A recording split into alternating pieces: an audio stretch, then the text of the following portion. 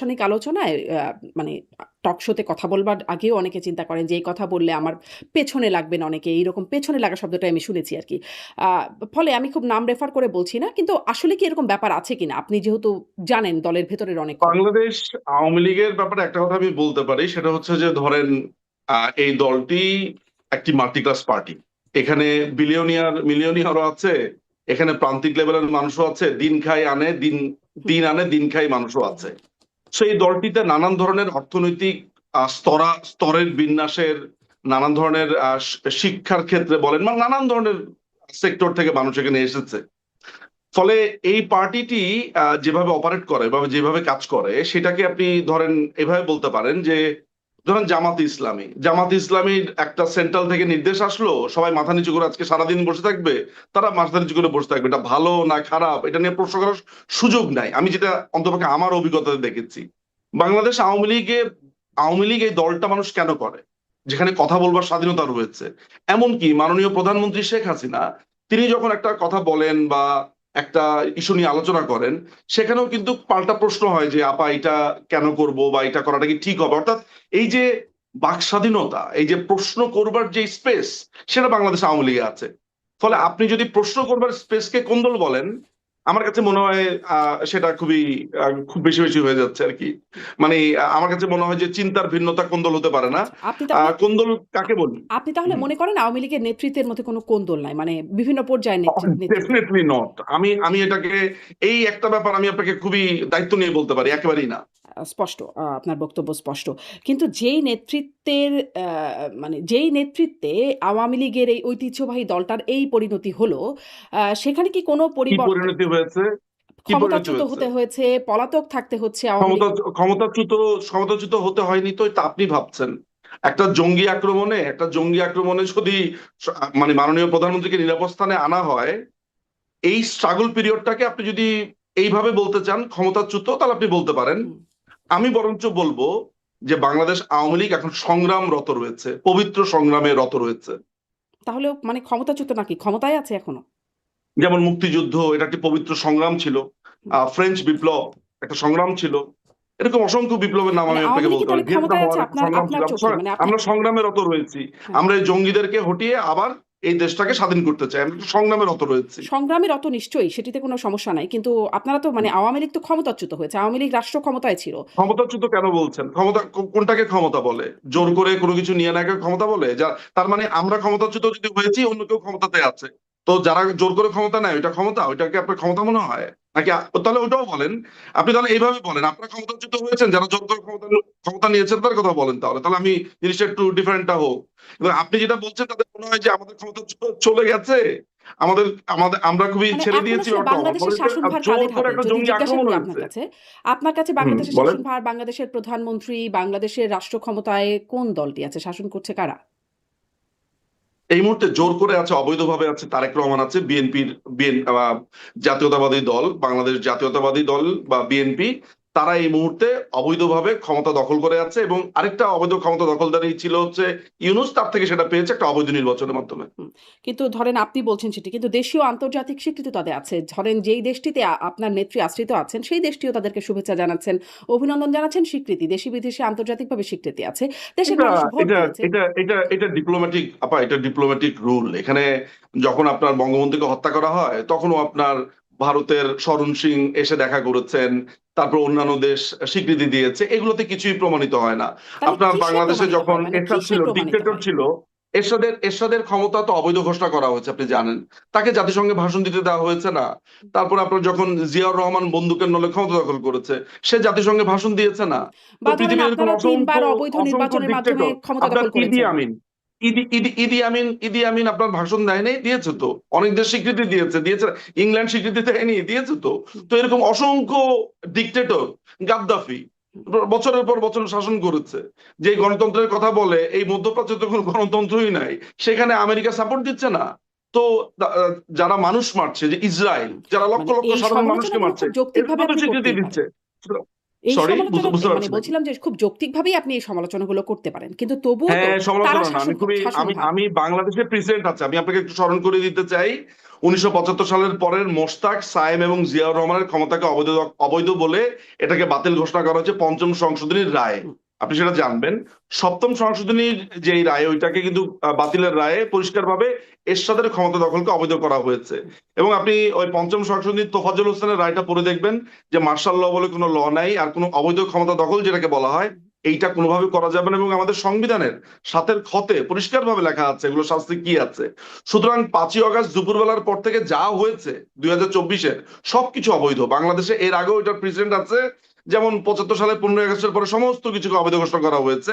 হ্যাঁ, এটা ঠিক যে সেই সময় বিচারপতিরা পলিসি রিজনে, যেমন কারো যদি এখন বিয়ে হয় ২০২৪-এর পরে, ওই বিয়ে তার ভবিষ্যতে বাতিল করা যাবে না। কিন্তু এইটাকে বলে হচ্ছে যে আম, আহ, সি- মানে এক ধরনের টোকেন, এক ধরনের সিম্বল, যে এই শাসনভারটাকে অবৈধ ঘোষণা করা, যেটা বাংলাদেশের আদালতে এটার প্রমাণ রয়েছে পঞ্চম সংশোধনী। আপনি ভালো করে পড়ে দেখবেন। হুম, আপনি নিজেও তো আইনের ছাত্রী, হুম, আপনি হুম। হয়তো বা জেনে তার থাকবেন মানে নিশ্চিত। ১৫ই আগস্টের পর এবং যত একইভাবে যে সরকার আসছে এই যে সব ইউনূস অবৈধ। এসেছে, ইউনূস যে এসেছে, ইন্টারিম গভর্নমেন্ট বলে কোনো গভর্নমেন্ট বাংলাদেশের সংবিধানে আছে?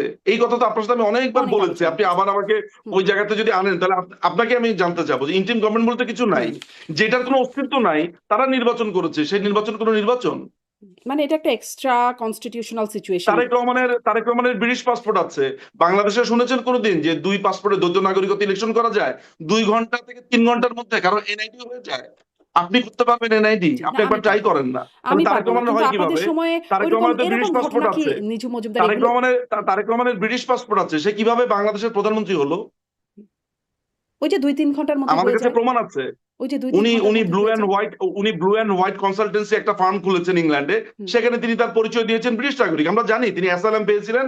অ্যাসাইলাম পাওয়ার পরে উনি ব্রিটিশ নাগরিক হয়েছিলেন, এটা আমরা জানি। এটা তো মানে উনি তো অন্যায় কিছু করেন নাই, হুম, তিনি হুম, ওই দেশের আইন অনুযায়ী করেছেন। কিন্তু এটা লুকালেন কেন? এখন তিনি এটা লুকাচ্ছেন কেন? কারণ লুকাচ্ছেন হচ্ছে কারণ দ্বৈত নাগরিকত্ব থাকলে তিনি প্রধানমন্ত্রী হতে পারবেন না। হুম। সিম্পল। হ্যাঁ, মানে তাহলে এগুলাকে আপনি কোন আইন বলবেন, এগুলাকে আপনি ক্ষমতা বলবেন? সেখানে আপনি আমাদেরকে বলতেন ক্ষমতাচ্যুত। ব্যাপারটা এমন যে খুবই একটা আনন্দিত একটা ঘটনা। একেবারেই ব্যাপারটা তা না। বরঞ্চ এটা দুঃখের একটা ব্যাপার যে কিন্তু একটি ধরেন নির্বাচিত ৩ সরকারকে বার কিছু অবৈধ জঙ্গি নির্বাচন আক্রমণ করে করেছে। মানে ভোটারবিহীন নির্বাচন করে ৩ বার মানুষের কোনটা ভোটাধিকার ভোটারবিহীন মানে নির্বাচন ছিল? ধরেন ১৪, কোনটা ১৮, ভোটারবিহীন ২৪, নির্বাচন ছিল? ১৪, ১৮, ২৪ সেই কবে নির্বাচনগুলো। কবে কবে কবে কবে সরি আমি বুঝিনি কবে? ১৪, ১৮, ২৪। ২০১৪ ইলেকশনে বিএনপি, তারপর অন্যান্য দল আসেনি। বাংলাদেশ আওয়ামী লীগ সাংবিধানিক ভাবে তাদেরকে ইলেকশন করতে হয়েছে। হুম, ঠিক আছে?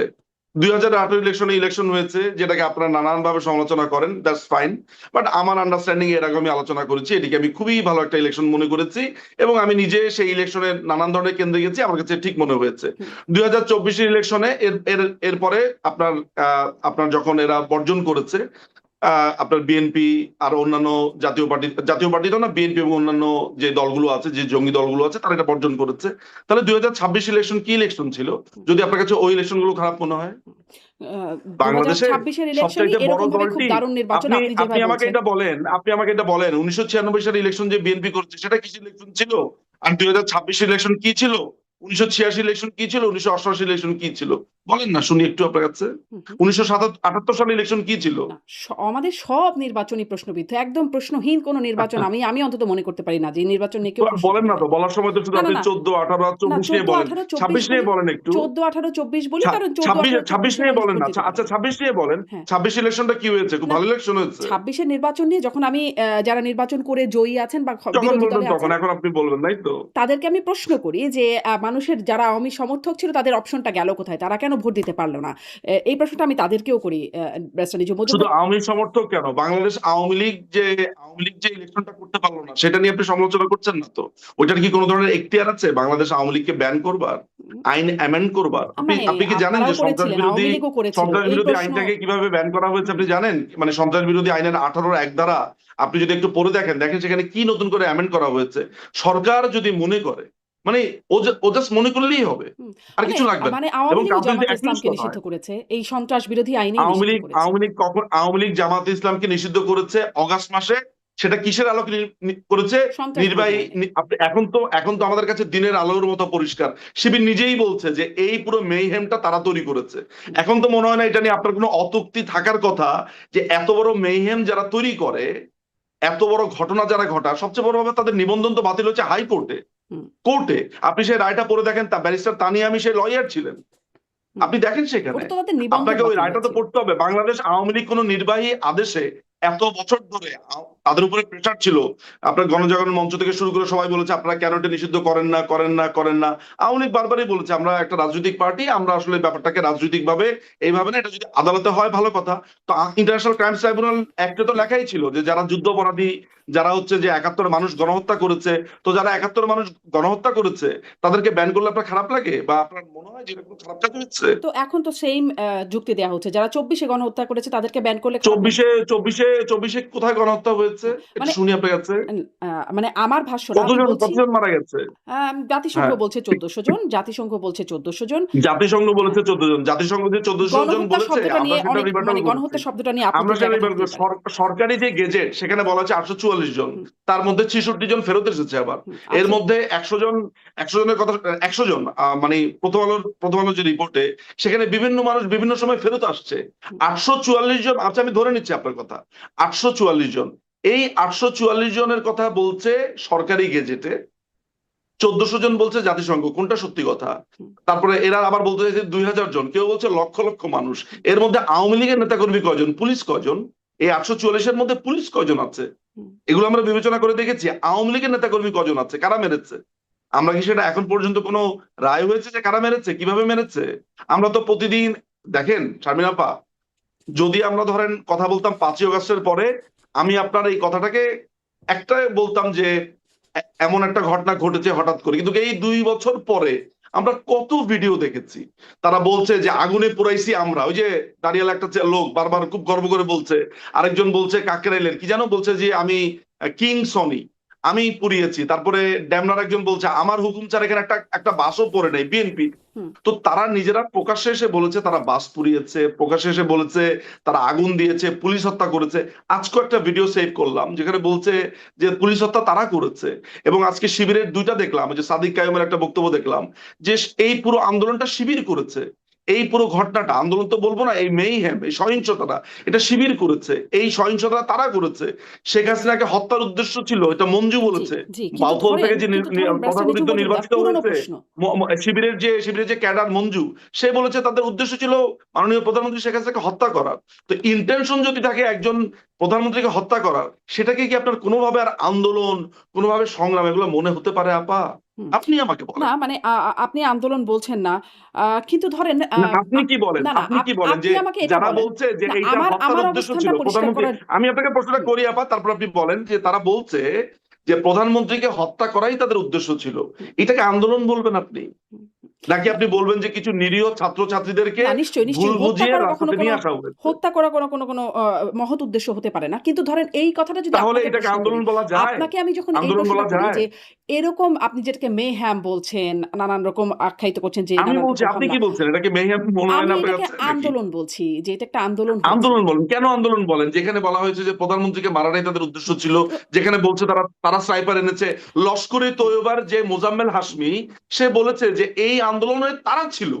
আপনি সেটা কেন বলছেন না? তাহলে এটা আন্দোলন না কেমনে হয় যে নিশ্চয়ই। লস্করে তৈয়বার মতো একটা সন্ত্রাসী সংগঠন জি, নিশ্চয়ই। এখানে বাংলাদেশে অনেক পক্ষ বাংলাদেশে আছে। এসেছে, এটা কিভাবে হয়? ব্যারিস্টার নিজু সরি, মজুমদার, আমাদের কাছে অনেক কিছু এখন অস্পষ্ট। কিন্তু এখানে অনেক কিছু যে আছে সেই ব্যাপারে আপনার কাছে শুধু অস্পষ্ট আমি যখন বলি তখন, না, না, আর না। বাকি সব কথা আপনি যখন না আওয়ামী ব্যারিস্টার নিজু লীগের এগেইনস্টে মজুমদার, বলেন, আপনি যদি আপনার কাছে মনে হয় দিনের মতো ফকফকা। আপনার এটা যদি কেমন কথা? আমার অবস্থানটাই এত আপনার কাছে গুরুত্বপূর্ণ মনে হয়, আপনি আমার সবগুলো অনুষ্ঠান দেখবেন, তাহলে আপনি মনে হয় আমার অবস্থানটা আমি বুঝতেও তো পারেন, আসলে না আপনাকে বুঝলেও অন্য সমস্যা নাই। অনুষ্ঠান দিয়ে বিবেচনা করব না। হ্যাঁ, আমি করবো যে আপনি আমাকে কি প্রশ্ন করছেন আর কি ব্যাখ্যা আমি দিচ্ছেন। সবসময় এখন মনে করেন যে আমি ব্যাপারটা আমি এমন যে আমার উনি অতীতে অতিথিকে অনেক ভালো কাজ করেছেন। হ্যাঁ, না না, আমি যদি অতীতে 10টা ভালো কাজ করি আর একজনকে গিয়ে একটা ল্যাং মেরে ফেলে দেই, আপনি এটা বলতে পারবেন না একটা ল্যাং মেরে ফেলে তো কি হয়েছে, উনি তো 10 জনকে ল্যাং থেকে উঠিয়েছেন। হুম, হুম। এটা তো একটা উদাহরণ হতে পারে না, না। না, না। আপনি আমার কাছে আমার এসে এটাকে আমার আন্দোলন বলছেন, উদাহরণটা অন্য ঠিক জায়গাতে মিলল কি না। আন্দোলন ব্যারিস্টার নিজু বলছেন কি মজুমদার, বলছেন না, এটা আমি তো কোনো বড় যখন ব্যাপার না। যেই অতিথিকে আমি হ্যাঁ, আমার অতিথি বানাই, সম্মানিত অতিথি হিসেবে যারা আমার সাথে যোগদান করেন, আমি তাদেরকে তাদের অ্যাঙ্গেল থেকে প্রশ্ন করি। আমি আপনার সাথে বসে আওয়ামী লীগের কত উন্নয়ন হয়েছে এই গল্পটা আপনার সাথে বসে করব না। না এটাই না, আমার আমি তো অনুষ্ঠানের সেই একটা উন্নয়নের গল্প আপনার সাথে বা করছিও না। এইরকম কথা একটা হচ্ছে যে প্যাটার্ন আমার, আন্দোলন যেটাকে বা বলছেন, না না, জঙ্গিরা কে কোথায় আফা, হামলা করলো একটু সেটি আপনার বেসিক সাথে আমার পয়েন্টও আলোচনার আছে। বিষয়বস্তু না। আমি ব্যারিস্টার আপনার সাথে মজুমদার, আমরা যদি একমত, এইটা না না, আপনার সাথে একমত, এইটা আপনার নিরপেক্ষতা বা আপনার যেই আমরা এই কারণে তো আপনাকে পছন্দ করি, আপনার প্রোগ্রামগুলোতে পছন্দ করি, মানুষ পছন্দ করে, সেটা ঠিক আছে, আমি অ্যাপ্রিসিয়েট করি আপনাকে।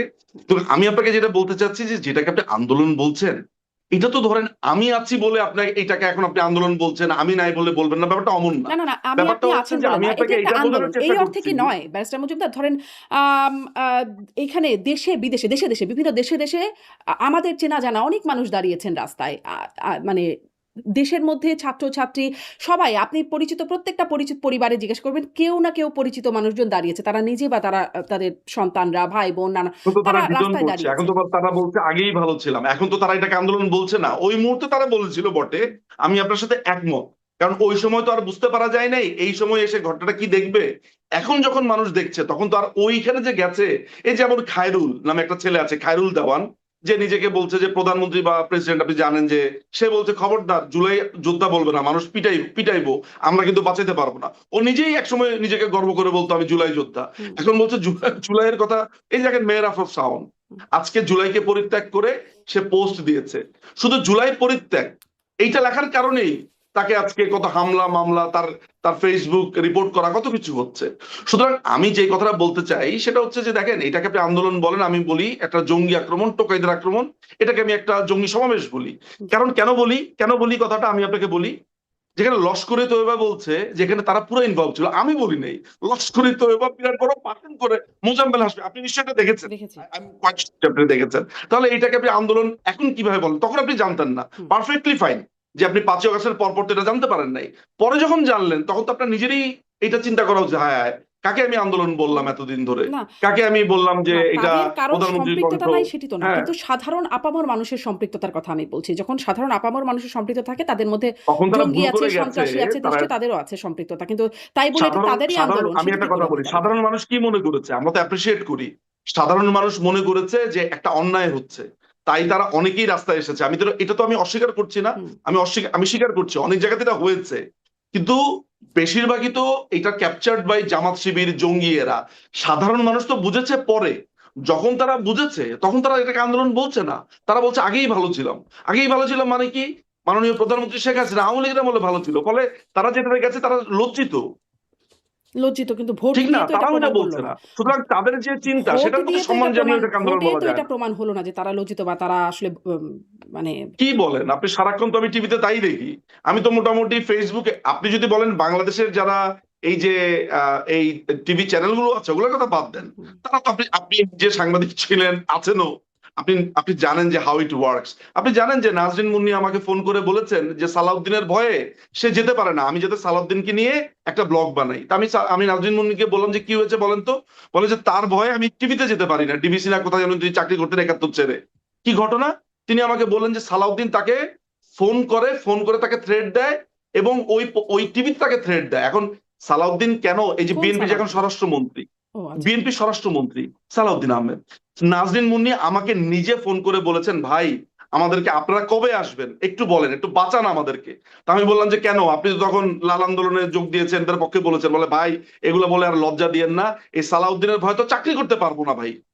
এই নাজরিন মুন্নি আমাকে এটা ফোন করে বলেছেন, আমি একদম হুম। প্রকাশ্যে বলেছি, তাহলে কি মানে লাইভে বলছি। এটা তাহলে কি হ্যাঁ, বিষয়টা এরকম যে ফুটন্ত তাওয়া থেকে জ্বলন্ত উনুনে একদল মানুষ পড়েছেন? মানে না, আমি বলবো পড়েছেন। যে শীতল সুন্দর আবহাওয়া থেকে মানুষ আগুনে পড়েছে। শীতল সুন্দর আপনি ফুটন্ত আবহাওয়াতে আগুন সবাই কেন বলছেন? সবাই আগুন নেমে তো গেল। ছিল শীতল চমৎকার সুন্দর আর্দ্র আবহাওয়া। হ্যাঁ, আচ্ছা, শীতল চমৎকার সুন্দর আবহাওয়া থেকে মানুষ একদম মানে তখন কেন তারা লাল হয়ে গেল? তখন কেন তারা রাস্তায় নামলো এত শীতল সুন্দর আবহাওয়া থাকলে? সেই প্রশ্নটা আপনি অবশ্যই ভুল বুঝেছে, আপনি আপনি আপনার জীবনে অনেক সময় ভুল বুঝেছেন না, অনেক অনেক কাজ করে ফেলেছেন, পরে আপনার মনে হচ্ছে না এটা কি করলাম, ওরকমই একটা ঘটনা ঘটেছে। সেই ক্ষেত্রে আপনার যে ভুল বোঝা, সেই ভুল বোঝাকে আমি দোষ দিতে পারি না, কারণ আপনি আপনি ডিরেইলড হয়েছেন বাই জামাত শিবির। হুম। মানে আমি আপনাকে দিয়ে, মানে আপনি যদি জনগণ হন আর কি, আচ্ছা, সেই অর্থে কিন্তু বলছি আমি একটু কথাটা, আপনার কাছে এই যে প্রশ্নটা করতে চাই। ধরেন জামাত শিবির বা এই আন্দোলনে বিএনপিও ছিল, তারাও দাবি করে মানে তারা আসলে কি করতে পারত? আপনি মানে তাদের নির্বাচিত হবার কোনো সুযোগ সম্ভাবনা কিছুই রাখা হয়েছিল না। মানে অবশ্যই ছিল, একের পর এক ১৪ তে হলো না, অবশ্যই ছিল, ১৮ তে তারা বিশ্বাস করে অবশ্যই এসেছিল। ছিল। ১৮ তে বিশ্বাস করে এসেছিল। কিন্তু ১৮ র পরিণতি দেখা গেছে। ২৪ এও হলো না। এরপরে কখনো হবে বলে সেই আভাসও দেখা ইলেকশনে যায়নি। কি হয়েছে কেন বলছেন আমি জানি না, এটা নিলে তো আবার আরেকটা প্রোগ্রাম করতে হবে। তবে আপনি যেটা বলছেন সেটাকে আমি কমপ্লিটলি ডিনাই করি। আমি মনে করি যে আমাদের সামনে যেখানে 2026-এর মাগরিবের ইলেকশন আছে, সেইটা দেখার পরে আপনার মনে হয় না 18 নিয়ে প্রশ্ন করা উচিত, আপনার 14 নিয়ে প্রশ্ন করা উচিত? তখন যুদ্ধাপরাধীদের বিচার হচ্ছিল, ওই যুদ্ধাপরাধীরা বলছে তারা ইলেকশনে আসবে না, তাদের কি ইলেকশনে আনার জন্য পায়ে ধরতে হবে?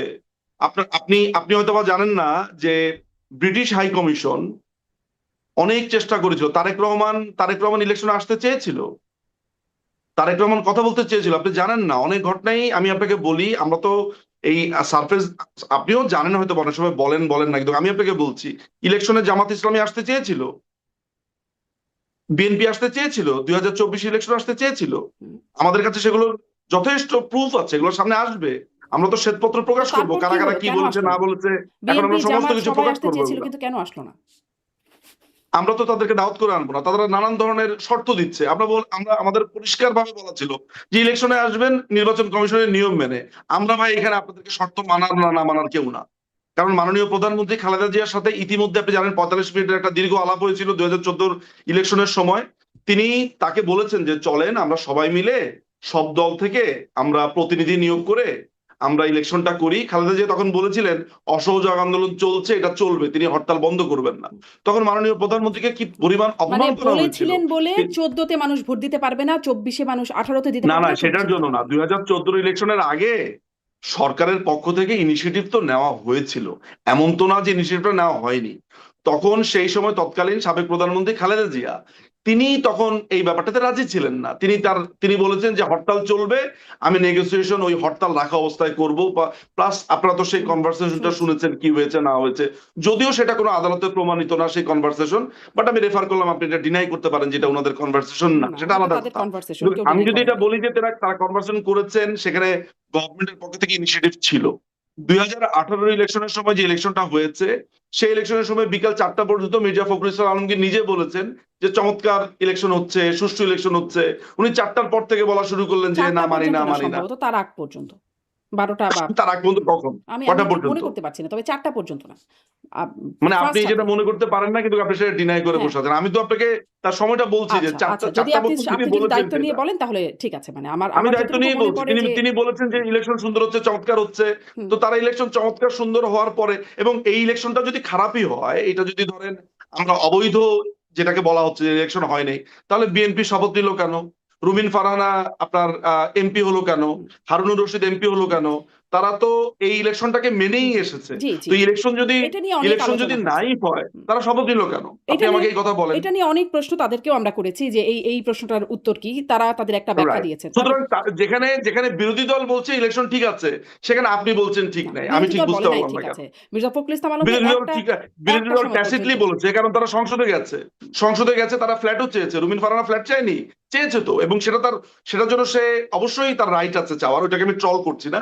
আমি এটা প্রমাণ করছি বা বলছি যে বিএনপি যদি এই ইলেকশনকে বর্জন করতো, তাহলে তারা বলতো যে ইলেকশন মানে না, ইলেকশন হয়নি। হুম। তারা ইলেকশনটাকে মেনে নিয়েছে বলেই তো সংসদে মানে গেছে। আপনারা একদিকে সরকারে একদিকে ছিলেন, আমি আওয়ামী লীগ একদিকে সরকারে আমি ছিল। আপনার সাথে কোলাকুলি করব, আবার অন্যদিকে আমি আপনাকে বলবো যে না, আপনি আপনি খারাপ কাজ করছেন। দুটো একসাথে যায় না, আওয়ামী লীগ এটা তো সরকারে কন্ট্রাডিকশন। ছিল, আমার আওয়ামী আমার লীগ বুঝতে সমস্যা হচ্ছে। নির্বাচনকালীন সরকারে ছিল, আওয়ামী লীগ আইন মানে প্রশাসন তাদের হাতে ছিল, আওয়ামী লীগ আইন প্রণয়নের দায়িত্বে ছিল, সবকিছু আওয়ামী লীগ দায়িত্বে ছিল।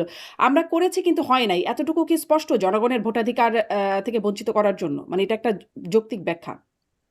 আর না, আপনি দেখেন এগুলোর তো অনুবাদ নানান ধরনের আছে, নানান ধরনের ট্রান্সলেশন আছে। আমি এটা খুবই অ্যাপ্রিসিয়েট করি যে 18 ইলেকশন নিয়ে আমরা তর্কাতর্কি করতে পারবো। এমনকি যে ধরেন যে এইসব জায়গাতে প্রবলেম হয়েছে বলে আমরা দেখেছি, শুনেছি, হুম, সেসব নিয়ে দিনের পর দিন, রাতের পর রাত আমরা কথা বলতে পারবো। কিন্তু এইটাকে একেবারে আপনি খারিজ করে দিচ্ছেন, 18 ইলেকশন কোনো ইলেকশনই না, হুম। আর 14 ইলেকশনে কেউ আসেনি বলে ইলেকশনই না, এইটাকে আমি মানতে নারাজ। আমার কিন্তু বোঝাপড়াতে মনে হয় একটু আমাদের এদিক সেদিক হচ্ছে। আমিও আমিও কিন্তু আপনার সাথে তর্ক করতে রাজি। আপনি যে অভিযোগগুলো তুলেছেন, যে অভিযোগগুলো এনেছেন, সেগুলো নিয়ে কথা বলা তো উচিত। আমার কথাই ঠিক, আপনার কথাই ঠিক না, এটা না। এইভাবে কথাও বলতে চাই না। আমি আপনার কথাটাকে খুবই অনবোর্ডে নিলাম, শুনলাম।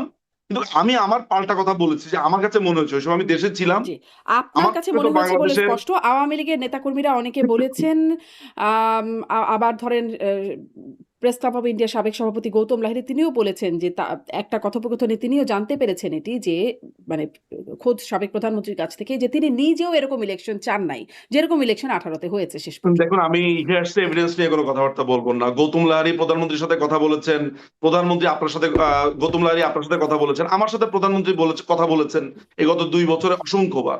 তো আমি কথা বলেছি উনার সাথে, কই আমাকে তো এরকম কোনো কথা বলেন নাই, শুধু গৌতম লাহিড়ীকে একাই বললো? মানে নির্বাচন প্রসঙ্গে কথা আমারও বললেই তো 18 নিশ্চয়ই। ইলেকশন নিয়ে কথা হয়েছে, হুম, মাননীয় প্রধানমন্ত্রী শেখ হাসিনার সাথে তো 18 ইলেকশন নিয়ে আমারও কথা হয়েছে, কই আমাকে তো এরকম কোনো কথা বলেন নাই? হুম। আচ্ছা, একটু মানে নির্বাচনের প্রসঙ্গ থেকে একটু এটাতে যাই যে তাহলে আপনারা মানে মানে আওয়ামী লীগ মনে করছে যে যেই নেতৃত্বের অধীনে এরকম ক্ষমতাচ্যুত বা এইরকম সংগ্রামের আপনার ভাষায় অবস্থায় গিয়ে পড়তে হলো আওয়ামী লীগকে, সেই নেতৃত্বে কোনো রকম পরিবর্তন না এনে বা সেই নেতৃত্ব বহাল থেকেই আপনারা এই সংগ্রাম সফল করতে পারবেন? আর দেখেন, একটা কথা আমি আপনাকে বলি, আপনি হয়তো বা জানবেন, এটা যেহেতু সাংগঠনিক বিষয় এবং আমি যেহেতু বাংলাদেশ আওয়ামী লীগের আমার কোনো সদস্য পদ নেই, আমি একজন অনুরাগী সমর্থক মাত্র, বাট আমি ইনভলভড এই রাজনীতির সাথে খুবই ওতপ্রোতভাবে নানানভাবে। সেই জায়গা থেকে একটা কথা বলতে পারি যে মাননীয় প্রধানমন্ত্রী কিন্তু নির্দেশ দিয়েছেন যে আওয়ামী লীগ অঙ্গ সংগঠন যারা আছে তাদের কমিটিগুলো দিয়ে দেওয়ার জন্য। যখনই কমিটিগুলোর কথা আসছে তখন কিন্তু নেতৃত্বের পরিবর্তনের ব্যাপারটা আসছে। আপনি দেখেন যে ছাত্রলীগের বিভিন্ন জায়গাতে নেতৃত্বের পরিবর্তন হচ্ছে, যুবলীগের বিভিন্ন জায়গাতে হচ্ছে, স্বেচ্ছাসেবক লীগের হুম, বিভিন্ন জায়গাতে হচ্ছে। এখন আপনি যদি আওয়ামী লীগের প্রেসিডিয়াম, তারপর হচ্ছে আওয়ামী লীগের মূল যারা কেন্দ্রীয় নেতাদের কথা বলেন, সেইসব ব্যাপারে সিদ্ধান্ত বা না সিদ্ধান্তের ব্যাপারটা এই মুহূর্তে আমি কেন এটাকে একটা বড় ডিল মনে করছি না, বা আপনার এই কথাকে কেন আমি মনে করি যে মানে আপনার কাছে খুব ইম্পর্টেন্ট ডেফিনেটলি, বাট আমি কেন এটাকে ধরেন খুবই সিগনিফিকেন্টলি ভাবি না। আপনি জানেন না যে আমাদের কিসের উপর দিয়ে আমাদেরকে যেতে হচ্ছে? আমরা যখন দেখি যে আমাদের একটা ছেলে জয় বাংলা বলেছে, তাকে জবাই করে ফেলা হয়েছে, আমরা যখন দেখি যে বাবার সাথে দেখা করতে গিয়ে পরের দিন সকালবেলা তার লাশ পাওয়া যায়, আপনারা জানেন না যে এখানকার এক একটা নেতা কর্মী কি স্ট্রাগলের মধ্য দিয়ে যাচ্ছে? সেই জায়গাতে এসে এই নেতৃত্ব অনেতৃত্ব, তখন মাননীয় প্রধানমন্ত্রীকে সবাইকে এক সূত্রে গাঁথার জন্য তিনি যেটা করছেন হুম, সেটা হচ্ছে যে এই সময় যখন আপনি নেতৃত্বের চেঞ্জ এগুলো আনবেন, দলে এক ধরনের ঝাঁকুনি তৈরি হবে। বরঞ্চ এই মুহূর্তে সবাই, এটাকে আমরা বলি হচ্ছে হোল্ড দ্য লাইন, হুম। আমরা সবাই একসাথে আগে থেকে আগে সার্ভাইভ করাটা জরুরি। এরপরে কে নেতৃত্বে আসবে, চেঞ্জ সাফল রিসাফল, এগুলো দলের মাননীয় প্রধানমন্ত্রী শেখ হাসিনা তো একা সিদ্ধান্ত নেন না। হুম। এখানে প্রেসিডিয়াম, একটা কাউন্সিল আছে, সদস্যরা আছে, দলের একটা কাঠামো আছে, আমাদেরকে আচ্ছা, কাউন্সিল তার মানে করার মতো অবস্থায় আমরা আছি। এই মুহূর্তে এই যে এটি দলের প্রায়োরিটি পরিবর্তন না। আসবে আপা, হুম, এই যে দলের পরিবর্তন আসবে, দলের পরিবর্তন কিভাবে হয়? কাউন্সিলের মাধ্যমে হয়। হুম, হুম, আমাদের এখন যেরকম অবস্থা, যেভাবে আমাদেরকে খুন করা হচ্ছে, জেলে রাখা হচ্ছে, আমরা কাউন্সিলটা করব কিভাবে? আপনি তাহলে বলতে চাচ্ছেন যে পৃথিবীর বিভিন্ন জায়গা থেকে ভার্চুয়ালি আমরা কাউন্সিল করব? না। এবার আমাদের ভার্চুয়ালি যদি দল এখন চালাচ্ছে কাউন্সিল করার আমরা সুযোগ পাই, মানে আমরা যদি কাউন্সিল করার সুযোগ পাই, নিশ্চিতভাবে মাননীয় প্রধানমন্ত্রী নিশ্চয়ই কোনো না কোনো ভাবে এমন কোনো সিদ্ধান্ত নেবে যেটা সেটা আপনি জি, দেখেননি। একদম সো আমাদের স্পষ্ট। ব্যারিস্টার আপনাকে নজরুল একটা জিনিস মজুমদার বুঝতে স্পষ্ট। হবে। হ্যাঁ, মানে হ্যাঁ, এই মুহূর্তে যেহেতু ভার্চুয়ালি দল চালাচ্ছেন ফলে এই প্রশ্নটা করছিলাম। তবে বুঝলাম যে এটি এই মুহূর্তে আসলে প্রায়োরিটির মধ্যে নাই আপনাদের বা আওয়ামী ভার্চুয়ালি লীগের। আমরা দল চালাচ্ছি এই কথাটাও ঠিক না। রাজপথে আমাদের ছেলেপেলেরা মিছিল করছে, চেষ্টা করছে, আমাদের নেতারা ঘোষণা দিয়ে মিছিল করেছে গাজীপুরে। এই যে নাসির মোড়ল ছেলেটা, ও ঘোষণা দিয়ে গাজীপুরে মিছিল করেছে। আমাদের বিভিন্ন জায়গাতে হচ্ছে না? হ্যাঁ, ভার্চুয়াল জগতে একটা বড় অংশ জুড়ে আমরা কথা বলছি, লিখছি, বলছি, কিন্তু আমাদের ব্যক্তিগত আমাদেরকে ব্যান করে দেওয়া হয়েছে। আপনি যে কথাটা বলছেন, এই দলকাটা থেকে আপনার কথা মতো এর একটা সরকার, এরা আমাদেরকে ব্যান করেছে, সেই কথাও বলেন। আমরা তো এগুলোকে উজ্জ হুম, করে হুম। আমরা না, মিছিল সেটা তো করছি, বাস্তবতা। আমরা কথা আপনাদেরকে বলছি, আমরা গ্রেফতার হচ্ছি, জি, আপনাদের তাই না? দলকে নিষিদ্ধ করা হয়েছে। কিন্তু তো দলের সুতরাং সাধারণ শুধু সম্পাদক ভার্চুয়াল বলাটা ঠিক হবে না আর কি। মানে দল পরিচালনা, দলের নেতৃত্বে যারা আছেন ভার্চুয়ালি তো দিচ্ছেন। শেখ হাসিনা ভার্চুয়ালি কথা বলছেন। না, না, আপনারা ভার্চুয়ালি দলের শুনছেন। নেতৃত্বে আছেন তিনি। না, না, তিনি যেহেতু একটি নিরাপদ স্থানে হুম, রয়েছেন, বাংলাদেশের সশস্ত্র বাহিনী যেহেতু তাকে নিরাপদ স্থানে এনেছেন, তিনি সেখান থেকে কথা বলছেন, ওই তার অবস্থানে। কিন্তু আপনি অন্যান্য নেতাদের কথা চিন্তা করেন, মানে আমি যদি তারা ১ অনেকেই নাম্বার রাস্তায় ব্যক্তি শেখ নামছে, কথা হাসিনা, ২ বলছে। নাম্বার ব্যক্তি ওবায়দুল কাদের বা তারপরে যারা আছেন প্রেসিডিয়াম সদস্য থেকে শুরু করে উপদেষ্টা পরিষদের নানা মানে যেই কি বলে এটাকে চেইন অফ কমান্ড একটা যেটা বলি। সংকটপূর্ণ আমরা তো একটা সংকটপূর্ণ অবস্থার মধ্যে দিয়ে যাচ্ছি। তো ভার্চুয়ালি এটা স্বীকার নিয়ে করতে তো আমি অসুবিধা ডিনাই কি? করছি মানে না। না, ভার্চুয়ালি না, সেটা এটা নিয়ে তো আমি ডিনাই করছি না, কিন্তু আপনি যেভাবে বলছেন তাতে মনে হচ্ছে যে আমরা মনে হয় অনলাইনে বসে বসে ফেসবুকে দেশ চালাচ্ছি। আমি তো জানি আপনি কোথায় কোনটা ইঙ্গিত করে কথা বলেন, এই জন্যই আমি কথাটা বলছি, তা না। নাহলে তো আমি বলতাম দেশ না। তো আপনারা চালাচ্ছেন না, আপনাদের আপনি রাজনীতিটা ইঙ্গিত চালাচ্ছেন। করছেন, আমি ইঙ্গিতের জবাব না, দিচ্ছি। আপনি যদি আমাকে ওইটা ইঙ্গিত না করতেন, না, আপনি আমি তো আমি দেখেন, আপনারা তো দেশ শুনেন, চালাচ্ছেনই না। আপনারা তো রাজনীতি চালাচ্ছেন আপনাদের। কোনটা এবং কোনটা সিরিয়াস তা তো আমি বুঝি। আপনি যদি আমাকে ফোন কেটে বলেন হ্যাঁ ভার্চুয়ালি তো আপনারা করছেন, আমি তো বুঝতে পারছি যে আপনি আমাকে খোঁচা দেওয়ার জন্য বলছেন। আপনি যখন আমাকে খোঁচা দেওয়ার জন্য বলবেন, আমি আপনাকে পাল্টা জবাব দিবই। আপনি এটা খোঁচা দেওয়ার উদ্দেশ্য নিয়ে না বলতেন আমি একটা কথাও বলতাম হুম, না। হুম। না, আমি আসলেই খোঁচা দেওয়ার উদ্দেশ্যে বলি নাই। আমি বলতে চেয়েছি ভার্চুয়ালি অবশ্যই আপনি মানে বলেছেন, আপনি খুব ভালো ভার্চুয়ালি। করেই জানেন আচ্ছা বলেছেন। ঠিক আছে, যদি আপনার তাই মনে হয়। এখন আপনারা বলছেন আবার মানে আপনারা যে এই ভায়োলেন্স এর কথা আপনাদের উপরে হচ্ছে বলে মানে বলছিলেন আপনি। আমরা ওবায়দুল কাদের সাধারণ সম্পাদক আওয়ামী লীগের তাঁকে বলতে শুনছি যে রক্তের বদলে রক্ত, ভায়োলেন্স এর জবাবে ভায়োলেন্স চাই, চোখের বদলে চোখ চাই। মানে এখন কি আওয়ামী লীগও একরকম আ সন্ত্রাসী সংগঠনে পরিণত হচ্ছে? কখন কখন বলেছে, কোথায় বলেছে শোনাতে পারবেন? সম্ভবত পারব।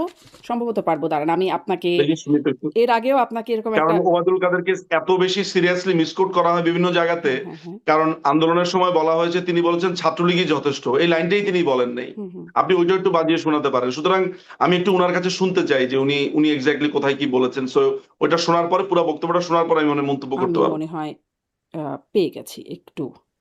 আমি শোনানোর চেষ্টা করছি।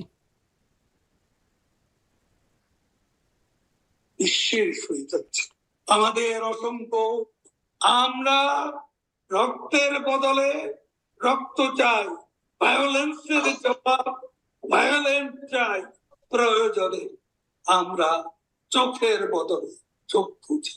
সাধারণ মানুষের মুখে মুখে আজকে শেখ হাসিনা না উচ্চারিত হচ্ছে, দিন যতই যাচ্ছে এই উচ্চারণ এই যে একটু একটু আমাকে আপনাকে একটু পজ আমি দেই। এই আমরা ভায়োলেন্সের বদলে ভায়োলেন্স চাই, চোখের বদলে চোখ চাই, তার আগে তিনি কি বলেছেন?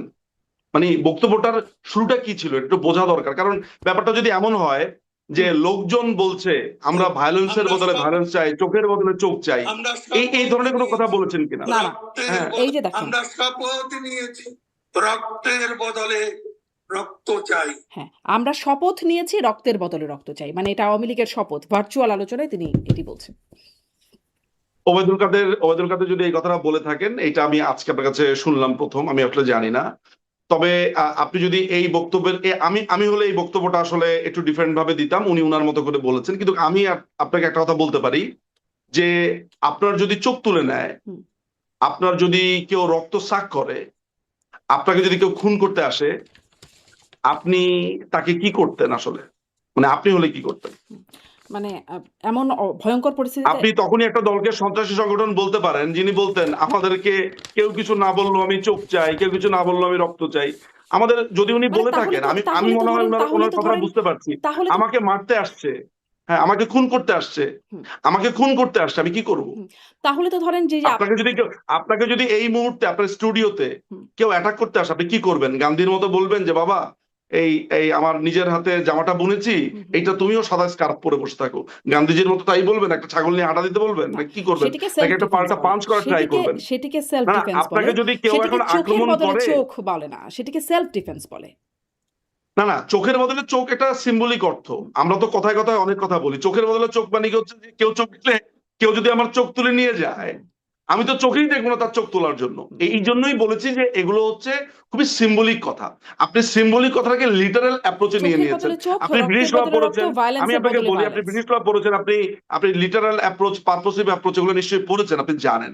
আমি আপনাকে একটা কথা বলি, চোখের বদলে চোখ, রক্তের বদলে রক্ত, এগুলো হচ্ছে সিম্বলিক কথাবার্তা। এটার অর্থ মিছিলের কি মধ্যে আসলে? কথা হয় জ্বালো জ্বালো আগুন জ্বালো, শোনেন, মিছিলের মধ্যে কথা হয় অমুকের চামড়া তুলে নেবো আমরা, এরকম হয় না কথা, হুম। সিম্বলিক কথা। অর্থাৎ বলাটা হয়েছে যে আঘাত আসলে প্রতিঘাত হবে। আপনি ব্যাপারটাকে সহজ অনুবাদ না করে এটাকে আপনি লিটারালি অনুবাদ করে তো ধরেন বেচারা তাদের ওবায়দুল কথা চিন্তা কাদেরকে আপনি করেন, ব্যারিস্টার নিচু মজুমদার। তাকে ধরেন বলছেন এটা। ধরেন শোনেন, আমি ব্যাপারটাকে কিভাবে দেখি, আঘাত আসলে প্রতিঘাত আসবে। হুম, সুন্দরভাবে আমি আপনাকে বললাম, দেখেন এবার পছন্দ হয় কিনা। মানে এভাবে বললে হয়তো কথাটা এরকম শোনাতো না। চোখের বদলে চোখ, রক্তের বদলে রক্ত, ভায়োলেন্সের বদলে এটা তো এটার একটা আপা মিনিং আছে আপনি ব্যারিস্টার এত নিচু মজুমদার। লিটারালি নেন, মাঝে মধ্যে আমি মজাই পাই। এটার একটা শোনেন, মিনিং চোখের আছে। বদলে চোখ, চোখের বদলে চোখ, হ্যাঁ। আঘাতের বদলে আঘাত, এগুলো হচ্ছে ঘাত প্রতিঘাত, মানে আঘাতের বদলে প্রতিঘাত। হুম। এখন উনি এই কথাটা বলেছেন, এটা একটা ফ্রেজ, এটা ইডিয়মস এর মতো ধরে আচ্ছা। রাখেন। তো ধরেন বাংলা তা প্রচলিত আছে। তাহলে হ্যাঁ, তাহলে তাহলে জালো ধরেন জালো আগুন ব্যারিস্টার জালো, মজুমদার, যা যা ফুলের আমি ফুলের একদম মতো স্পষ্ট। পবিত্র, অমুক ভাইয়ের চরিত্র ফুলের মতো এগুলো আছে আমাদের আচ্ছা, আমাদের একদম আমাদের স্পষ্ট আপনি রাজনীতিতে। বলছেন এটা মেটাফর। কিন্তু ধরেন বা যারা গুম হয়েছেন এতদিন, যারা নানান রকম মামলা, হামলার শিকার হয়েছেন আ রাজনীতি বিরোধী রাজনীতি করার জন্য, সেটি বিএনপি, জামাত বা বিরোধী রাজনীতি করার জন্য। তারা যদি এখন সেই প্রতিঘাত করবার চিন্তা করে বা তারা যদি আক্রমণ করে সেটাকে আপনি আসলে কি বলবেন? তারাও তো ওই একই অবস্থা। 1991 সালে যখন বাংলাদেশ আওয়ামী লীগ বিএনপি এর ইলেকশন করলো, তখন তো এরশাদকে হটিয়ে আমরা তখন একটা নয়া গণতন্ত্র বলেছি, আমরা সেটাকে চালু করেছি। সেইখানে আমাদের 35,000 নেতাকর্মীকে আপনার ওই সময় গ্রেফতার করা হয় উইদিন 2 ইয়ার্স এর মধ্যে। হুম। ইন্ডেমনিটি অধ্যাদেশ বাতিল করবে বলে এই কথা দিয়েও তারা গিয়ে তারা করেনি। আমাদের প্রায় ওই প্রথম বছরে আমি যেটা মনে করতে পারি, প্রথম 2 বছরে প্রায় 465 আওয়ামী লীগ নেতা কর্মীকে হত্যা করা হয়েছে। শুরুটা করেছে কে? বিএনপি, তাই না? আচ্ছা, ওইটা মানে আপনারা আপনি তাদের যদি ফলোয়ার? শুরু করতেই হয়, আপনার যদি শুরু করতেই হয় 1991 থেকে শুরু করতে হবে। আপনি আমাকে ঘাত করেছেন, আমি যদি এটার রিটেলিয়েশন করি অর্থাৎ প্রতিঘাত, নিশ্চয়ই আপনাকে ঘাতের কথাটাও বলতে হবে যে হ্যাঁ 1991 সাল থেকে যদি আমরা নয়া তাহলে কি আপনাদের শতাব্দী শুরু করি প্রতিহিংসা বা বাংলাদেশে, সহিংসতার রাজনীতি, মানে প্রতিহিংসার প্রতিহিংসা, রাজনীতি তাহলে করেছে আওয়ামী আপনি লীগ? এটাকে প্রতিহিংসা বলবেন যে আমাকে খুন করার পরে আমার ছেলে, আজকে আমার যেই ছেলেকে জবাই করা হলো, আমি যদি ক্ষমতায় আসি আমি তো চাইবো না যে ও পাল্টা জবাই করুক, কিন্তু আমি যখন তাকে ঠেকানোর চেষ্টা করব ও তো উল্টা আমাকে মারতে আসবে যে আপনি এইসব বড় বড় কথা বলেন, ভালো কথা বলেন, আমার পুরো ফ্যামিলি সুদ্ধা যে জ্বালা দিল। হ্যাঁ, এই ধরনের অ্যাঙ্গার, রাগ তো থাকবে। ওবায়দুল কাদের এই কথাটা বলেছেন, আসলেই কি আসলে আমরা চোখের বদলে চোখ দিব? আমরা কি আসলেই রক্তের বদলে রক্ত ব্যারিস্টার নিব? টিটু যেটা বলা মজুমদার, হচ্ছে আপনি কি ঘাত এই প্রতিঘাত কথাটা আসবে, শুনেছেন যে এগুলো পলিটিক্যাল রেটরিক। আপনি কি এই আপনি কথাটা পলিটিক্যাল শুনেছেন যে রেটরিক। এই সময় হ্যাঁ, যে আমরা একটা মবের একটা বেশ বিস্তার দেখলাম ডক্টর ইউনূস আমলে, তখন সেটাকে বলা হতো যে মানুষের ক্ষোভ, মানুষ এতদিন যে নিগৃহীত, নিপীড়িত, নির্যাতিত হয়েছে। মানুষের আপনাকে যে আমি একটু প্রশ্নটা করেছি সেটা জবাবটা দেন না কেন? 91 সালে যখন নতুন করে আমাদের একটা এই গণতান্ত্রিক প্রজন্মের প্রক্রিয়া অনেকে শুরু হলো, 91 সালে ছিল না। জাতির জনক বঙ্গবন্ধুকে হত্যার পরে যেই বাংলাদেশে অব্যবস্থাপনা শুরু হয়েছিল, 91 পর যদি ধরেন নতুন করে শুরু হয়, সেই সময়টাতে আমাদের প্রায় 35,000 নেতাকর্মীকে গ্রেফতার করা হলো। 465 প্রথম বছরই 465 নেতাকর্মীকে খুন করে ফেলা তো হলো, ফলে হাজার হাজার এই যে বাড়িঘর জ্বালিয়ে দেওয়া হলো। ফলে ধরেন সেটা কেন করা হলো? ফলে ধরেন সেটা সেটা সেটা মাইকেল চাকমা, ব্রিগেডিয়ার আজমি বা ব্যারিস্টার আরমান বা মাইকেল চাকমার কথা বলছেন আপনি। মাইকেল চাকমা তো এখন ডক্টর ইউনূস আর আপনার তারেক রহমানের এই এই যে সরকার, তারাই তাকে জেলে রেখেছে। মাইকেল চাকমা কি করতো আপনি জানেন? মাইকেল চাকমা সম্পর্কে আপনার আসলে না, মানে সিরিয়াসলি আমি ধরেন আপনাকে তিনি বলছি, খুব আপনাকে খারাপ আমি ব্যক্তি, তিনি অন্য ধরুন অর্থ না। ধরলাম যে আমি জানি না আসলে। মাইকেল চাকমাকে কোনো গুম করা হয়নি। মাইকেল চাকমা এই দেশকে ভাগ করার জন্য সেনাবাহিনীর উপরে সে তার শান্তি বাহিনী লেলিয়ে দিয়েছিল। মাইকেল চাকমা একটা সন্ত্রাস। সে জুমল্যান্ড করবে, বাংলাদেশের কোনা দিয়ে সে জুমল্যান্ড করবে আমেরিকার টাকা দিয়ে। এগুলো সব তথ্য আমাদের কাছে আছে, আপনাকে আমি প্রমাণ দিতে পারি মাইকেল চাকমারা কি করেছে। কিন্তু সেই প্রমাণ দিয়ে আপনি আপনারা কেন, আপনি আপনি সেই জানেন, প্রমাণ আপনি দিয়ে আপনি আপনি জানেন যে আইনের মানুষ, সেই হ্যাঁ, প্রমাণ দিয়ে কেন তাকে বিচারের অধীনস্থ করা হলো না? কেন এতদিন তিনি গুম থাকলেন? মানে আওয়ামী লীগ আমলের কথা তাকে বলছি। তাকে তাকে যে সে যে বলছে সে গুম করা হয়েছে, এটা তো খুবই ডিসপিউটেড কথাবার্তা। তাকে তো এখন জেল অলরেডি দেওয়া হয়েছে। সে শোনেন, আমি আপনাকে বলি, হাসিনুর রহমান যে আছে তিনি নিজেকে বলছেন তিনি গুম হয়েছেন, বলেন না? আপনি শুনেন না তিনি গুম হয়েছেন বলেন? আপনি কি জানেন যে একটি নারীকে রেপ করার কারণে আর্মিতে থাকা অবস্থাতে তাকে তখন কোর্ট মার্শালে নেওয়া হয়। এই কোর্ট মার্শালে নেওয়ার পরে তাকে যখন ওইখানে আটক রাখা হয় গার্ড সেলে, এইটাকে সে বেরোয় বলেছে যে আমাকে গুম করা হয়েছে।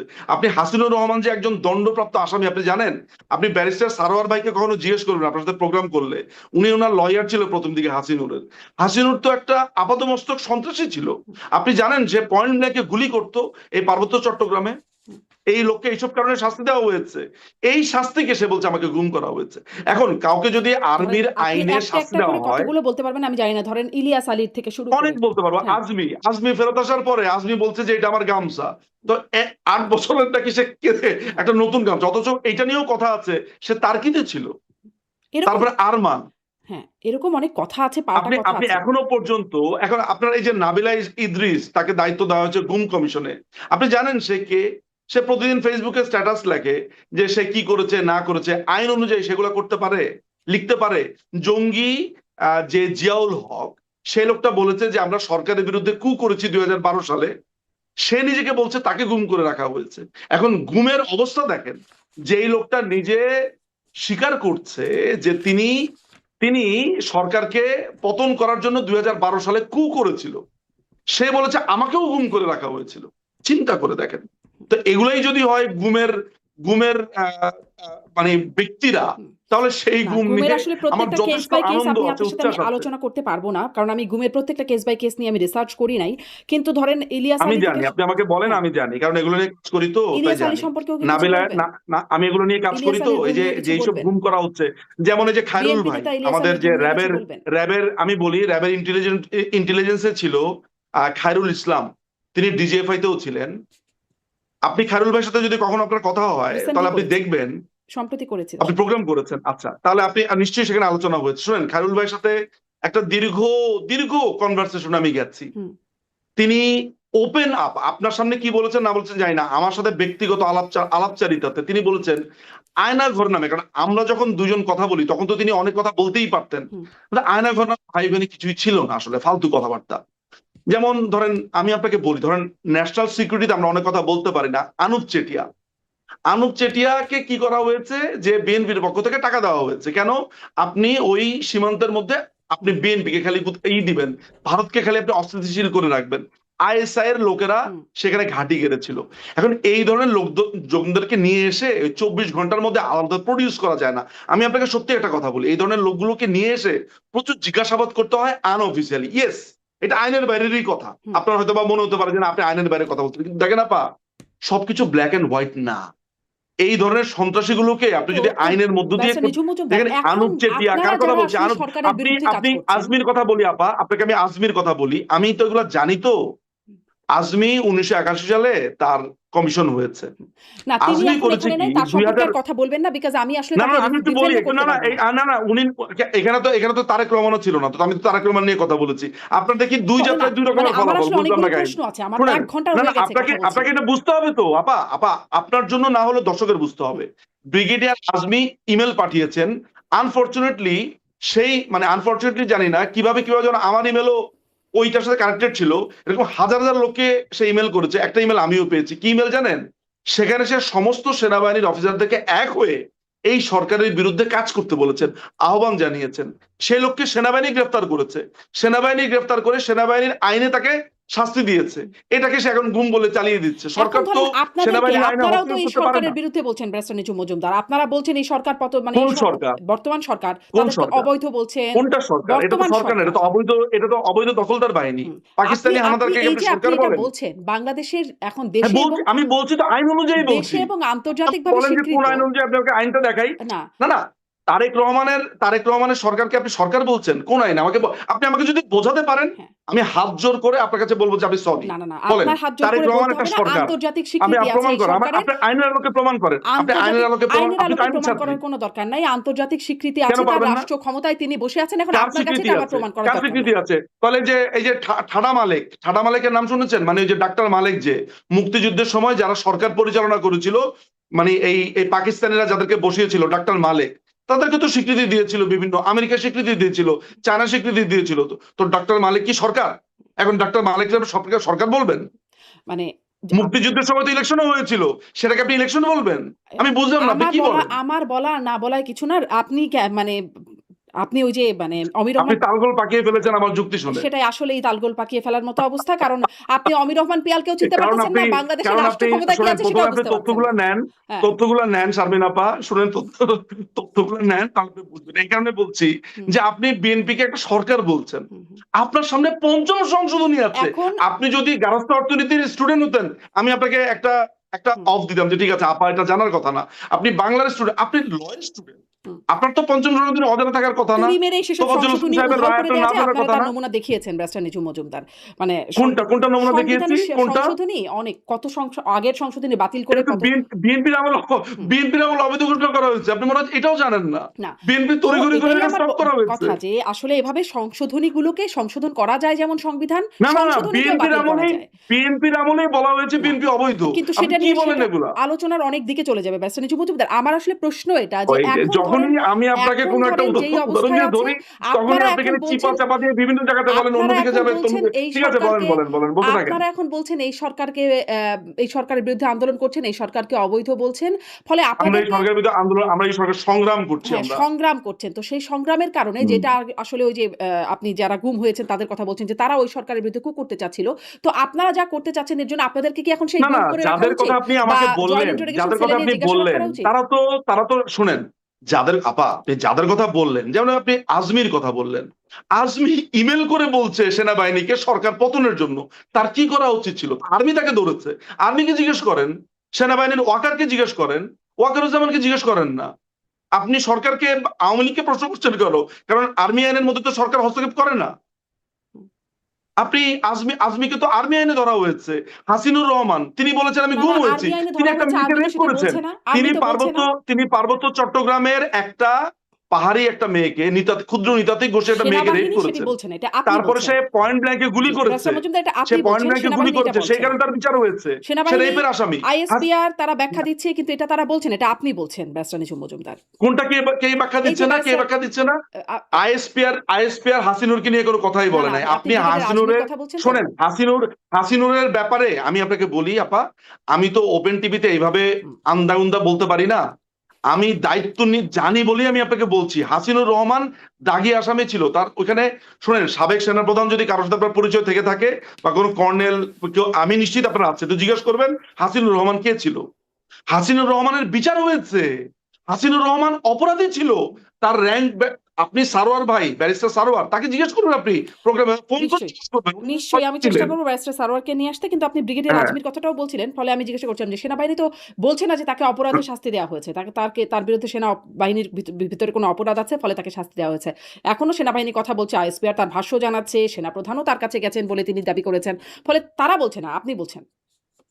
না, সেনাপ্রধান, এখনকার সেনাপ্রধান তো আমিরে জামাত বলে, তার ব্যাপারে তো আপনি জানেনই, তার ঘটনা আপনি জানেন। তো ওয়াকারুজ্জামান কোনো রেফারেন্স আসলে হতে পারে না। আপনাদের নিয়োগ করা, মানে আওয়ামী লীগ বিশাল আমলের ইমেল নিয়োগ করা লিখেছিল। সেনাপ্রধান। আজকে যদি জানতাম যে আজমির কথাটা উঠবে, তাহলে আমি এই ইমেলটা আপনাকে প্রথমে পাঠিয়ে রাখতাম যে আপনি একটু পড়ে দেখেন। হুম। আনফরচুনেটলি না, বাট আমি কথা দিচ্ছি যে ইমেলটা আমি আপনাকে পাঠিয়ে রাখবো একটু রাখবেন দেখার নিশ্চয়ই, জন্য। সেটি আমি সে তথ্য তখন হিসেবে রাখবো। সে তখন সশস্ত্র হতে বলেছে সেনাবাহিনীকে, তাই না? মানে আপনারাও এখন এই, বলছেন চোখের বদলে চোখ, ভায়োলেন্সের বদলে ভায়োলেন্স, অনেক চোখের পানি এইটা ফেলেছি, আর শুনেন, কিছু না, সেগুলো দেখেন, রেটরিক। প্রথমত হচ্ছে যে ওবায়দুল কাদেরের এই বক্তব্যটা আসলে আমি আপনার কাছে শুনেছি এবং আমি মেনে নিচ্ছি যে উনি এটা বলেছেন। কিন্তু আমি আমার যেই ট্রান্সলেশন উনার কথাটা বুঝে, হ্যাঁ, এখন এইটা বুঝে আমার কাছে মনে হয়েছে উনি বলছে আঘাত আসলে প্রতিঘাত করতে হবে। আপনি একটা সিম্পল পলিটিক্যাল রাজনৈতিক রেটরিককে আপনি আমাকে বলছেন তাহলে আওয়ামী লীগকে কি সন্ত্রাসী সংগঠন বলা যায় না? তা আমার চোখ কেউ যদি তুলতে আসে, আমার রক্ত কেউ যদি এই চুষতে কথাটা তো আসে, ইতিমধ্যে আপনি পরিষ্কার করেছেন ব্যারিস্টার নিজুম মজুমদার। হ্যাঁ, এবার একটু তাহলে কেন আমরা এটা নিয়ে ছোট খামাখাই করে এই পলিটিক্যাল জায়গাগুলো রেটরিকটাকে আসি খারাপ যে ভাবে দেখি? একটু ছোট করে হ্যাঁ, এই জায়গাগুলো আসি যে আওয়ামী লীগের নেতাকর্মীরা অনেক মামলার শিকার হয়েছেন, অনেক ভুয়া মামলা তাদের মধ্যেও আছে। মানে আওয়ামী লীগ দলীয়ভাবে কিছু আমার করছে। বিরুদ্ধে মামলা হয়েছে 150-এর উপরে। আমি তো ওই সময় চেন্নাইতে ছিলাম আমার মাকে নিয়ে। হ্যাঁ, দলীয়ভাবে আওয়ামী লীগ কি কিছু করছে নেতাকর্মীদের মামলার বিষয়ে? হ্যাঁ, মানে আওয়ামী লীগের পক্ষ থেকে আমাদের আইনি সেল গঠিত হয়েছে। আমাদের প্রচুর লয়ার বিভিন্ন জায়গাতে বিভিন্ন জেলাতে কাজ করেছে। যে যেভাবে পড়েছে সামর্থ্য অনুযায়ী টাকা দিয়েছে। বিভিন্ন এলাকার এমপি যারা আছে, চেয়ারম্যান যারা আছে, তারা সর্বোচ্চ চেষ্টা করেছে। প্রচুর ছেলেপেলের জামিনও হয়েছে, হুম। বের হয়েছে। একদম সেন্ট্রালি মাননীয় প্রধানমন্ত্রীর নির্দেশে এমপিরা, চেয়ারম্যানরা, বিভিন্ন অর্থশালী ব্যক্তিরা আছে, সবাই সাহায্য করেছেন। আমরা যে যার মতো পেরেছি আমরা সাহায্য করেছি। যারা করতে পারেনি তারা অ্যাটলিস্ট, ধরেন কেউ লয়ার, তিনি তার স্কিল দিয়ে সাহায্য করেছেন, ড্রাফটিং করে সাহায্য করেছেন। সো এটা আমাদের পক্ষ থেকে করা হয়েছে, আচ্ছা, কিন্তু তা মানে এখনো হচ্ছে। কিন্তু দল হিসেবে যে আপনাদের উপর একটা নিষেধাজ্ঞা আসলো বা রাজনৈতিক কর্মকাণ্ড নিষিদ্ধ করা হলো, সেটি চ্যালেঞ্জ করে, সেটিকে কি আপনারা মেনে নিলেন? সেটি চ্যালেঞ্জ করে কোনো আইনি পদক্ষেপ নাই কেন? দেখেন, আমি আপনাকে একটা কথা বলি, আমি নিজে ব্যক্তিগতভাবে প্রায় 4টা-5টা আমেরিকান ল ফার্মে আমি নিজে কথা বলেছি, আমি ব্রিটিশ ল ফার্মে কথা বলেছি। আমার অভিজ্ঞতা আপনাকে আমি বর্ণনা করি। একেবারে খুব রিসেন্ট আমি একটা ফার্মের কথা আমি আপনাকে বলি। তো খুবই নাম, আপনাকে বলার সাথে সাথে আপনি চিনবেন, খুবই নাম করা একটা ফার্ম। তো তাদের সাথে যখন আমরা ভার্চুয়ালি মিটিং গুলো করছি, তখন তারা আমাকে জিজ্ঞেস করেছে যে, প্রশ্নটা এইভাবে করেছে যে এইটা কি আসলে আইনগতভাবে তোমরা এটা কি আসলে, যেহেতু তোমাদের দেশের ব্যাপারগুলো আমরা একটু স্টাডি করে এসেছি, আইনগতভাবে কি তোমরা আসলে আগাতে পারবে বলে মনে হয় কিনা? আমি বললাম যে নো, আইনগতভাবে হলে তো কোনো বেইজই নাই। কারণ 18-1 ধারার তো কোনো বেইজই নাই। তারপরে ইন্টারন্যাশনাল ক্রাইম ট্রাইব্যুনাল অ্যাক্টের যে নতুন আইনটা তারা করেছে, 20-1 তারা অ্যামেন্ড করেছে, এগুলোর তো কোনো বেইজই নাই। স্বাভাবিকভাবে এগুলা ভয়েড অ্যাব ইনিশিও, শুরুতেই বাতিল। এখন যেই দেশে বিচারপতি চেঞ্জ হয়েছে এই হাসনাত, কাইয়ুম ওদের কথাতে, সেই দেশে আপনি বিচার প্রার্থী হবেন, সেই দেশে আওয়ামী লীগের উপরে ব্যান ওঠার জন্য আপনি আইনি প্রক্রিয়ার কথা বলবেন, সেটা তো টাফ। আপনিও জানেন খুব ভালো করে। মনে করা যাক আমরা একটা রিট পিটিশন করলাম, হুম, আদালতে উঠলো। আপনার মনে হয় যে যে লোকটা রিট করেছে তাকে থাকতে দেবে? মহসিন রশিদ, যিনি মুসলিম লীগের একজন নেতা, তিনি, হুম, যিনি আমাদের, আমরা আমরা মুসলিম লীগ তো আমাদের প্রতিপক্ষ, তিনি নিজে বলছেন যে তিনি মাননীয় প্রধানমন্ত্রী যে পদত্যাগ করেছে সেই পদত্যাগের নোটটা উনি দেখতে চান। খুবই সরল একটা চাওয়া। আজ পর্যন্ত সেই পদত্যাগ নোটটা দিল না। অথচ যেই যেই ভার্ডিক্টার বলে ইন্টারিম গভর্নমেন্ট গঠিত হয়েছে, বলা হয়েছে, সেখানে বলা হয়েছে যেহেতু মাননীয় প্রধানমন্ত্রী পদত্যাগ করেছেন, সেই পদত্যাগ পত্রই আমরা দেখি নাই। তো এরকম একটা আদালতে, যেই আদালতের কোনো বেইস নাই, যেই আদালতের বিচারপতি পরিবর্তিত হয়েছে আসিফ নজরুলের কথাতে আর এই টোকাইদের কথাতে, এই ছাত্র সহিংস এই শিবিরের কথাতে, সেইখানে আপনি আমাদেরকে আনব্যানের কথা বলছেন। বিদেশি আইনজীবীরা পর্যন্ত আমাদেরকে প্রশ্ন করছেন যে দেখো, তোমরা তো এটা আইনি ভাবে এটা উঠাতে পারবে না, হুম। এটার জন্য দরকার মানে হচ্ছে এখন লবিং, আপনারা বলছেন এটার আগে জন্য এটা দরকার বিএনপি জামাতের রাজনৈতিক লোকজন আলাপ। করতো এই সুরেই, যে আওয়ামী লীগের যে কোনটা? মানে ধরেন আওয়ামী লীগ কোনটা? আমলে বিএনপি নেতাকর্মীদের নামে যে মামলা, আওয়ামী লীগ এমনকি আমলে, আওয়ামী যুদ্ধাপরাধীদের লীগ বিরুদ্ধে আমলে যে শোনেন মামলা, আপা, হ্যাঁ। আওয়ামী লীগ আমলে আমি জানি না যে আপনি কোনো চেম্বারে কাজ করতেন কিনা। আমার বাবা তো লয়ার, আমি আমার আব্বার চেম্বারে কাজ করতাম, কাজ শিখতাম। আমি আপনাকে একটা ছবিও দেখাতে পারি, আসলে ছবিটা তুলেছি আমি হাইকোর্টের ওই ওই দোতলা থেকে বের হয়ে। বিএনপির এক নেতা জামিন পেয়েছে, তাকে ফুলের মালা দিয়ে ওই কোর্ট চত্বরে শত শত নেতা কর্মীরা মিছিল করে গেছে, এমনও ভিডিও আমার কাছে আছে। আচ্ছা। আওয়ামী লীগ আমলে মামলা হয়নি যে তা না, মামলা হয়েছে, জামিনও হয়েছে আপা। হুম, আওয়ামী লীগ আমলে কোন ইউনিভার্সিটির কোন স্টুডেন্ট এসে বলে নাই যে প্রধান বিচারপতি চেঞ্জ হতে হবে দুপুর 2টার মধ্যে। হুম, হাসনাত এসে বলেছে যে সন্ধ্যা 6টার মধ্যে, হাসনাত না, সেটার নাম কি, ওই যে যে প্রথমে বলেছিল যে আমার আমার বাড়ি ভাঙাচোরা, পরে বলেছে সবচেয়ে বড় পুকুরটাই আমার, কি যেন নাম ওই ছেলেটার, হান্নান মাসুদ। হান্নান মাসুদ।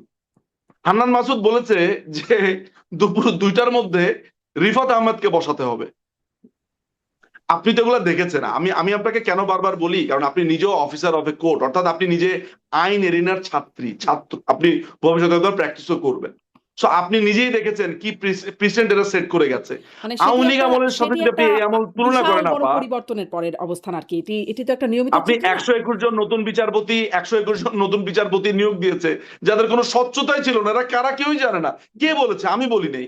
আপনি দেখেন যে যারা সরকারের সমালোচনা করে তারা টিভিতে জি, এটা বলেছে, যে যেমন ধরেন এই যে এই আপনার সমালোচনা আপনি করতে পারেন যে তাহলে আপনারা এই আদালতের উপরে কোনো ভরসা নেই বলে আপনারা এটা করছেন না। কিন্তু ধরেন আদালতই তো নাই, কিন্তু ধরেন দেশে আমার রাষ্ট্রই প্রশ্নটা তো শেষ নাই, হয় নাই। আমার রাষ্ট্র প্রশ্নটা তো শেষ নাই, হয় নাই।